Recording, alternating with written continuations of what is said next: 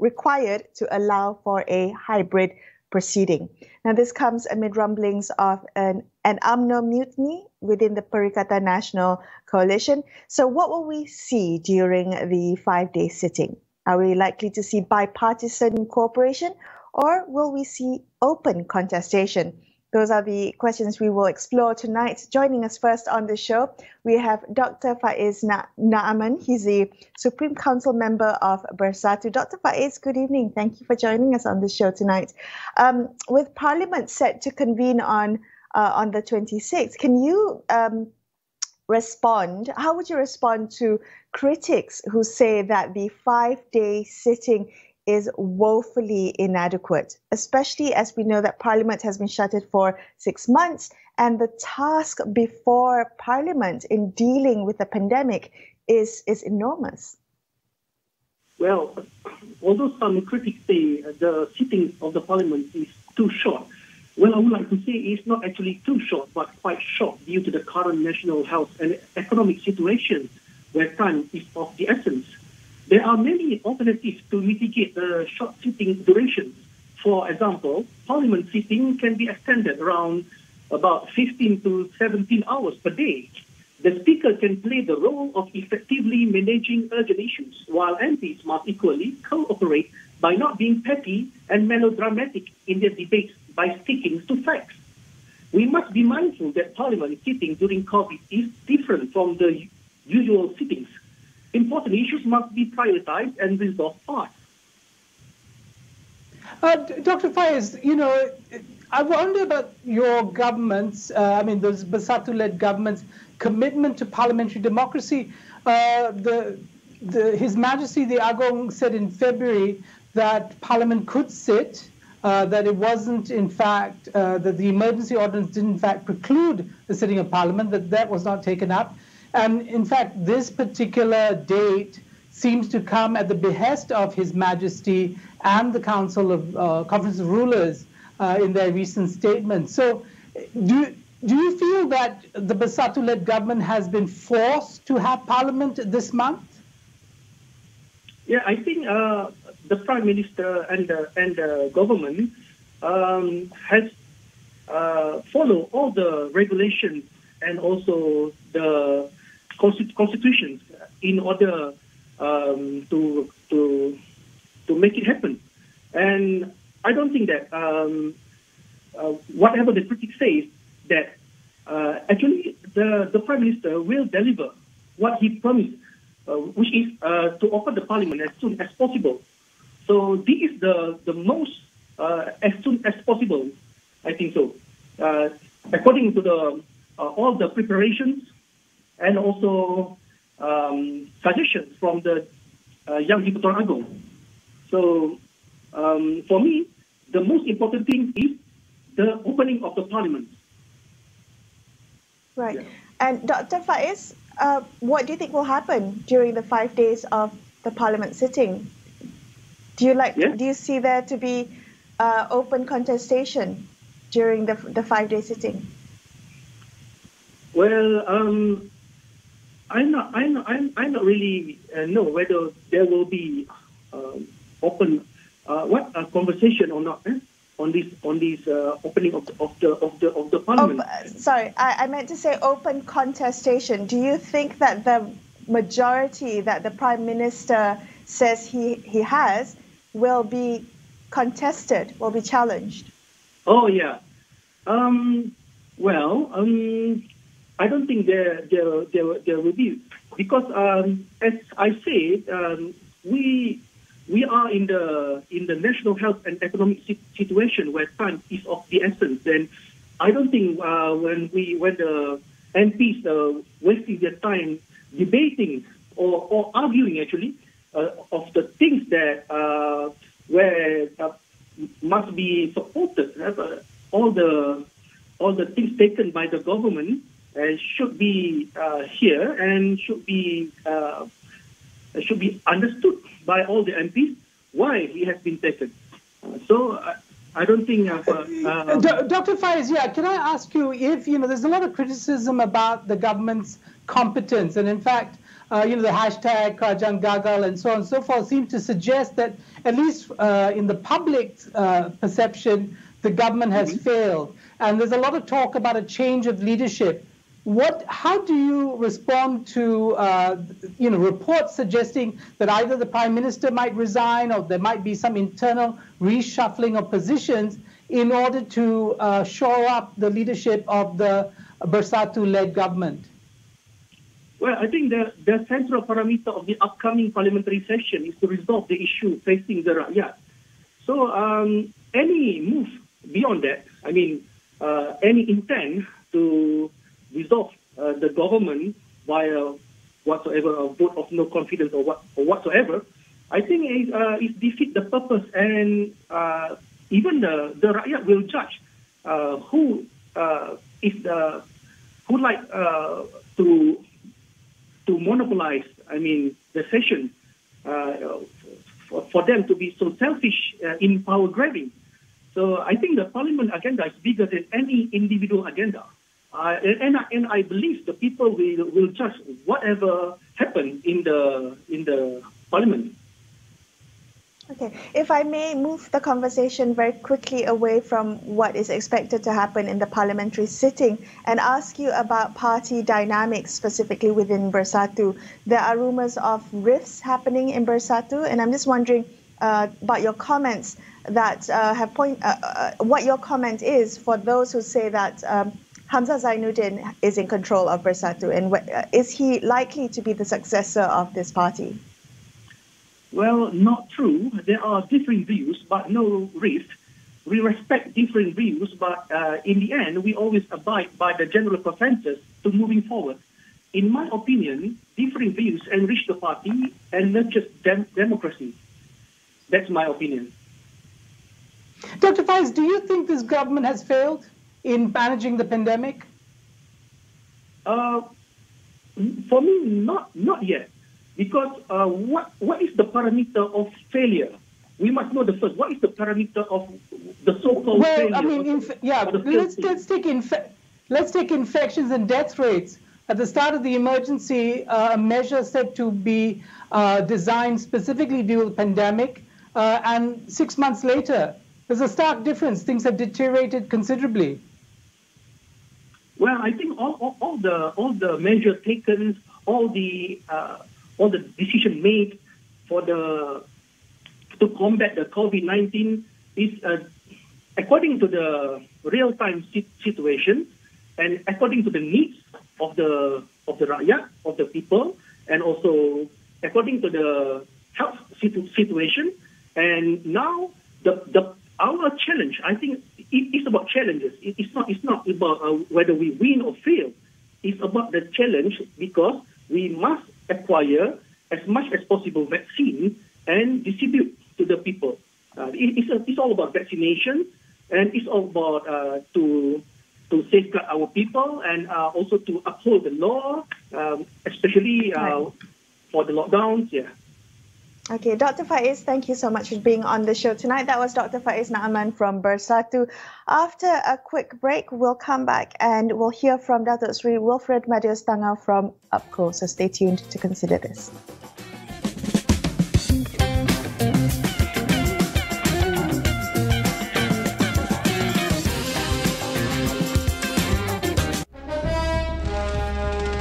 Lebih sukar untuk COVID menjangkit kita. Untuk tempoh 2 minggu ni duduk di rumah. Kalau kita boleh laksanakan PKP Kendiri dan keluarga, saya kira insya-Allah kita boleh berjaya. Akhirnya kita menang. Perang COVID-19 masih belum berakhir. Dalam kita berusaha memutuskan rantaian wabak ini, kita jangan terpedaya dengan virus maklumat palsu. Simak fakta melalui www.astroawani.com atau aplikasi Astro Awani. Teruskan berdisiplin, ratakan lengkungan pandemik ini. The third wave of COVID-19 has taken us by storm. There's no room to take anything lightly. Everyone must follow all the steps to stop the spread of COVID-19. Social distancing, face mask, follow these steps, this SOP with the utmost discipline. Together, we can flatten the curve. Kini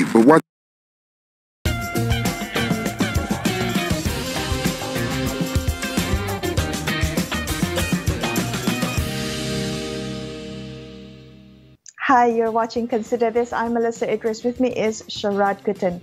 Datuk Seri Wilfred Tangau is the MP of Tuaran. He's also the party president of United Progressive Kinabalu Organisation, or better known as UPKO. He joins us on the show now. Datuk Seri Madius, thank you for being on the show tonight. Now, you've been quoted as saying that Tan Sri Muhyiddin Yassin must consider sharing power or seeking a ceasefire with the opposition bloc before Parliament convenes, and this to avoid a collapse of his Perikatan Nasional Administration. Could I get you to elaborate what you mean by sharing power? What exactly I mean is that there should be a greater involvement of all parties, opposition and the government alike.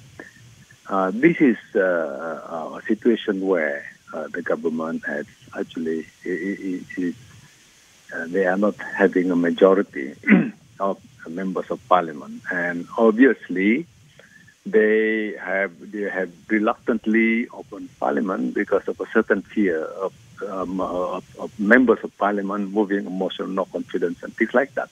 Yeah.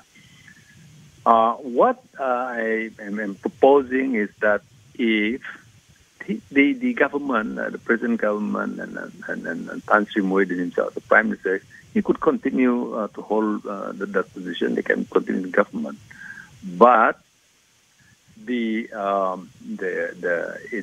Parliament must be truly not only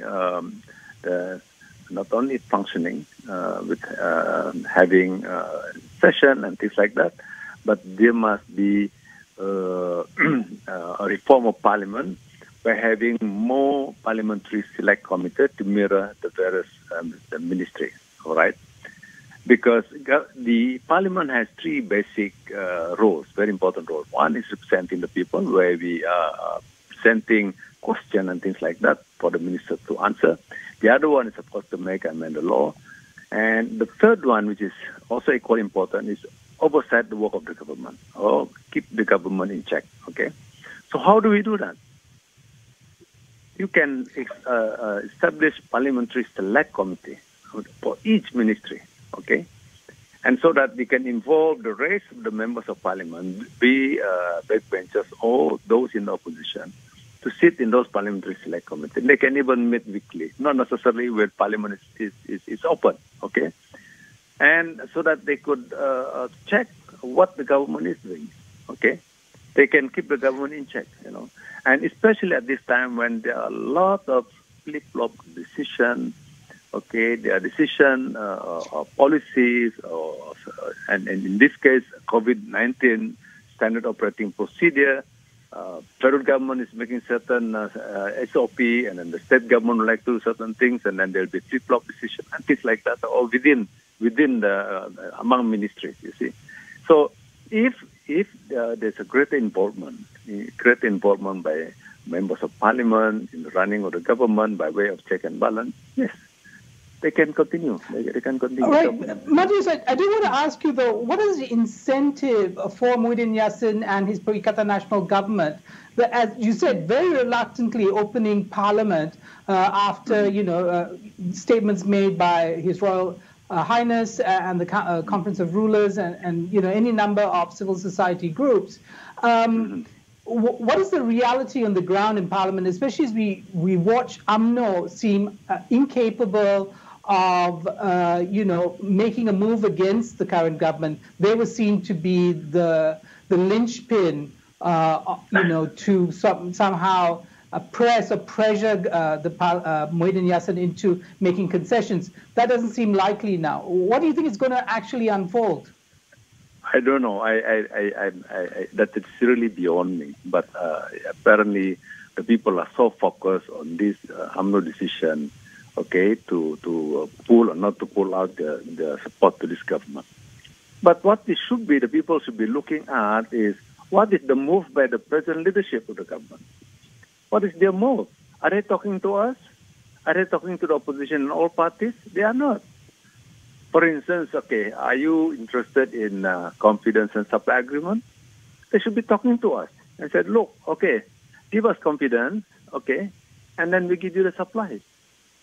And then we can have a written agreement to that, okay? Instead of saying, okay, we can open Parliament, but, give us certainty that you're not going to move a vote on no confidence. But you're just saying it, you're not talking to us, right?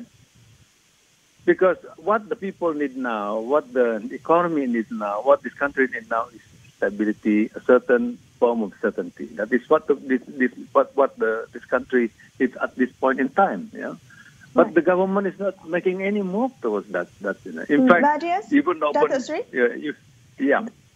Dr. Madius, do you expect that to happen before the 26th? Do you expect that the Tan Sri Muhyiddin Yassin's government to reach out to the opposition bloc and make offers of a confidence and supply agreement?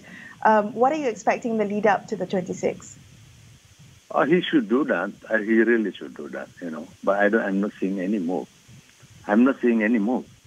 As far as we are concerned, we are ready to make all these kind of proposals. I've been saying this for quite a while now, but there is no response. Okay.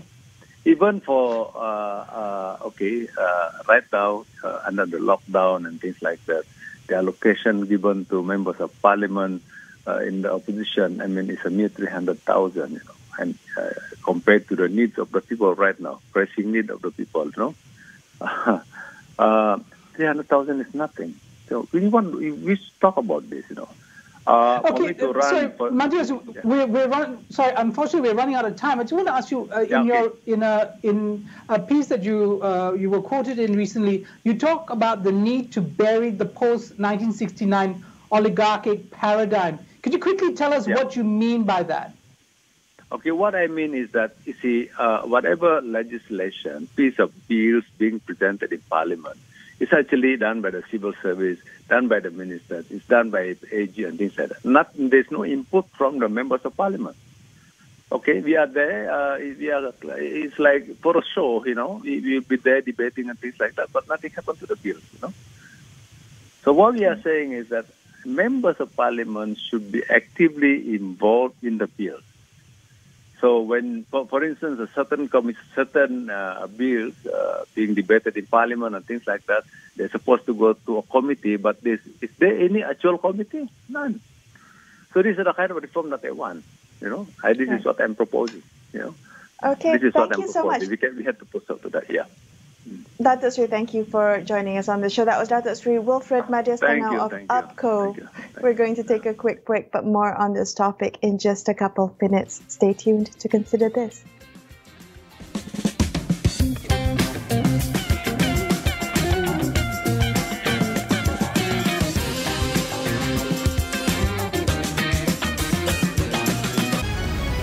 AstraZeneca cited a study that showed its COVID-19 vaccine is effective against Delta. Sukar untuk COVID menjangkit kita. Untuk tempoh 2 minggu ini, duduk di rumah. Kalau kita boleh laksanakan PKP Kendiri dan keluarga, saya kira insyaAllah kita boleh berjaya. Akhirnya kita menang. Perang COVID-19 masih belum berakhir. Dalam kita berusaha memutuskan rantaian wabak ini, kita jangan terpedaya dengan virus maklumat palsu. Simak fakta melalui www.astroawani.com atau aplikasi Astro Awani. Teruskan berdisiplin, ratakan lengkungan pandemik ini. The third wave of COVID-19 has taken us by storm. There's no room to take anything lightly. Everyone must follow all the steps to stop the spread of COVID-19. Social distancing, face masks, follow these steps, this SOP with the utmost discipline. Together,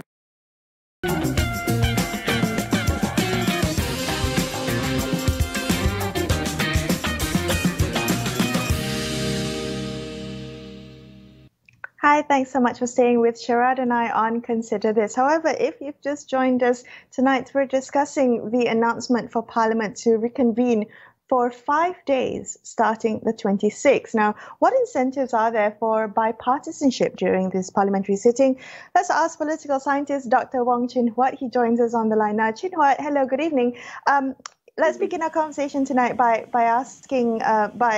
you sharing your thoughts on what you made of the Prime Minister's Office announcement for Parliament to reconvene for only 5 days, especially after during this period of an emergency and a pandemic, and Parliament being shuttered for 6 months. What do you make of this 5-day sitting? Now, the 5 days is clearly to meet the lawyers' request to have it as soon as possible and also before the emergency expires, so that the Parliament would not then automatically dissolve.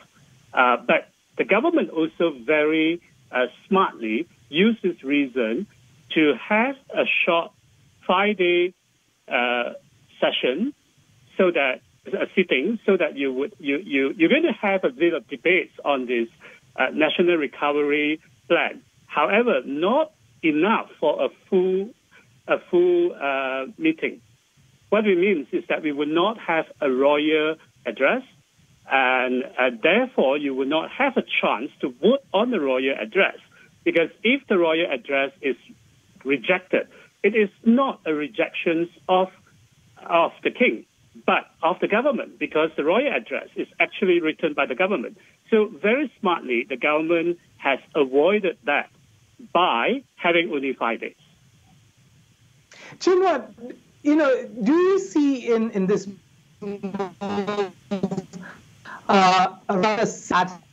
that is suspicious of our parliamentary democracy, that is essentially about holding on to power?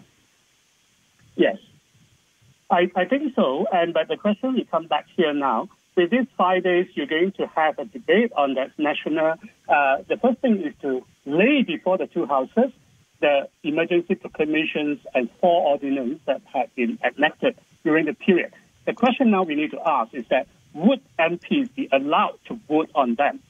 Because if they are not allowed to vote on them, and the national recovery plan is going to be tabled in a one-way traffic way, meaning that the MP would actually get the briefing, then we are not really having the Parliament reopen. Rather, we have the parliamentarians become students sitting in classroom listening to the lecturer.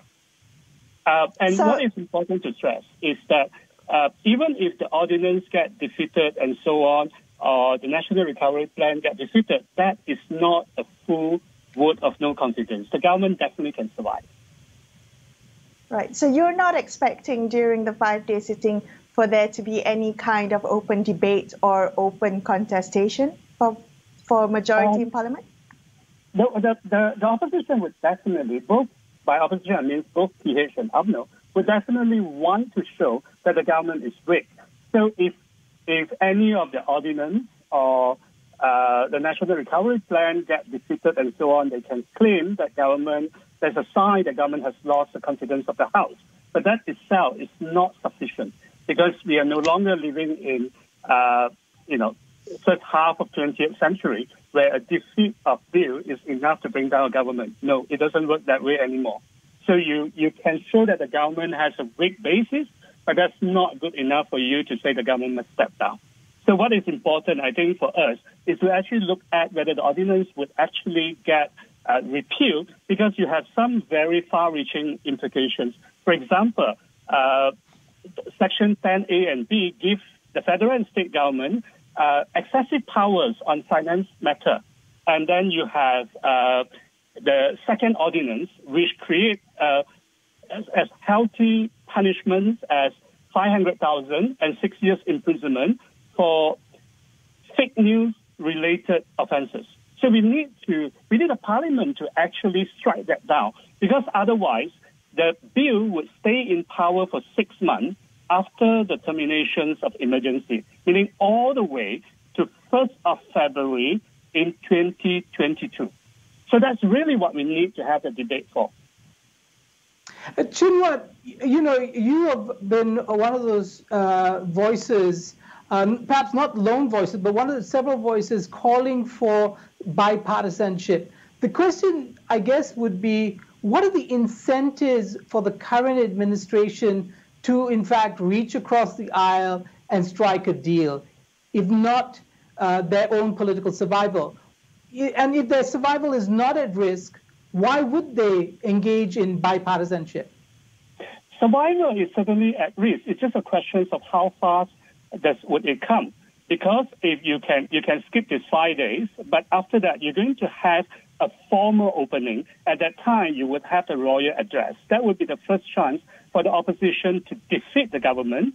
And in our system, because the system does not require a constructive vote of no confidence, so you can bring down the government even you do not have an alternative in place. So, and you have a royal address to defeat the government, which the Speaker cannot stop it. The Speaker can only stop any motions of no confidence. Then after that, when you come to later part of the year, you're going to have a budget to be defeated again if you lose your confidence. So for the government to really sit down and really want to get a chance to rule the country, for the Prime Minister to seize the opportunity to leave a positive legacy, he must have the wisdom and the courage to reach out to the opposition and strike a deal. It's nothing shameful at all. In fact, he should look at New Zealand Prime Minister Jacinda Ardern as an example.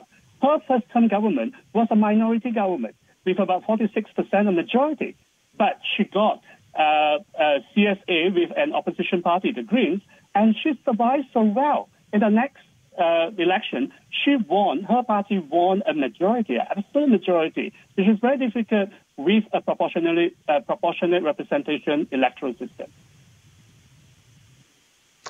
Chin Huat, so when we're looking at what's going to happen in the next month, what do you think Malaysians should keep in mind? I mean, beyond the question of changing leadership and who might be the successor, should, say, for instance, good governance, which is a very troubling issue for, I think, that we've had to witness over the last year and a half, is good governance something beyond us? No, I think I would echo what YB Madius said just now. He talked about the old model of governance after 1969. Anyone who read our political system should be able to know that decisions are not made solely by the minister and certainly not by the parliament. Most of the policies are actually made by senior civil servants who would then package it in the way the minister wanted and get to the parliament to be passed. Now, what it means is that we are talking about very small groups of people making those decisions. And our society is no longer in the 70s, but it's relatively simple. So today's society has a lot of competing demands. So you need to accommodate them by bringing them to the table. And this is why the emergency has caused much more damage to the country. Because instead of a cabinet administrations of 70 over people, it was narrowed down to 9% in the National Security Council. Therefore, we see policy blind spot, which then invites public backlashes, which then cause the government to flip-flop its policy. And therefore, everyone feels that the government is losing its plot.